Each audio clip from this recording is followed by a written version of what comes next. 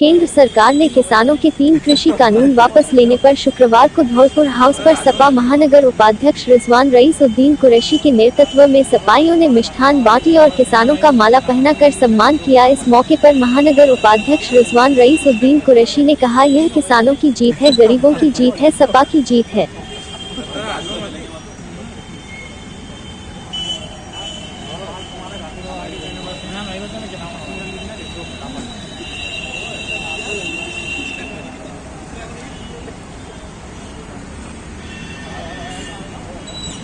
अखिलेश यादव जिंदाबाद जिंदाबाद जिंदाबाद, अखिलेश यादव जिंदाबाद जिंदाबाद जिंदाबाद।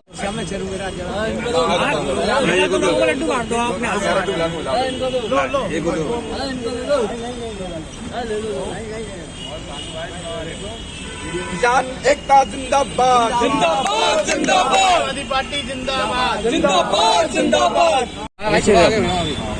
मैं रईस-उद्दीन जी का बेटा हूँ, रिजवान रईस-उद्दीन, समाजवादी पार्टी का महानगर उपाध्यक्ष हूँ यहाँ पे। आज जो अभी लड्डू बांट रहे हैं लोगों में, किस को लेकर बात? ये हम लोग आज सब समाजवादी एक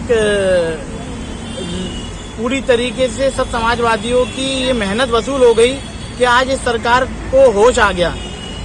कम से कम सालों बाद आज इस सरकार को होश आया, क्योंकि किसानों ने जिस तरीके से डटे रहे और बैठे रहे, अपनी जान की भी परवाह नहीं करी उन्होंने, और उनके ऊपर तरह के हथकंडे अपनाए गए, उनके रास्तों में कीले रोड़े अटकाए गए, लेकिन उसके बावजूद भी किसान पीछे नहीं हटे और उनके ऊपर जीपें तक चढ़ा दी गई, लेकिन फिर भी किसान पीछे नहीं हटे। हम समाजवादी भी उनके साथ थे, पूरी तरीके से कंधे से कंधा मिला के हमारे राष्ट्रीय अध्यक्ष जी खड़े रहे पूरी तरीके से उनके समर्थन में। आज उसी के उपलक्ष्य में जो काले 3 कृषि कानून वापस किए गए हैं, हम लोगों ने मिठाई वितरण की है और इन किसान भाइयों का माला पहना के स्वागत किया है। ये 3 कानून क्यों वापस कर रहे हैं सरकार? ये 3 कानून वापस इसलिए करने पड़े क्योंकि किसानों के साथ पूरी तरीके से वो बुरा हाल हो रहा था। किसान बदहाल हो चुका था, आत्महत्या करने को मजबूर हो गया है किसान। ये देखिए आप किस तरीके से रो रहे हैं वो बेचारे। हम तो ये कहेंगे क्योंकि माननीय राष्ट्रीय अध्यक्ष जी कल अपना रथ लेके निकले हुए थे पूर्वांचल एक्सप्रेसवे की तरफ।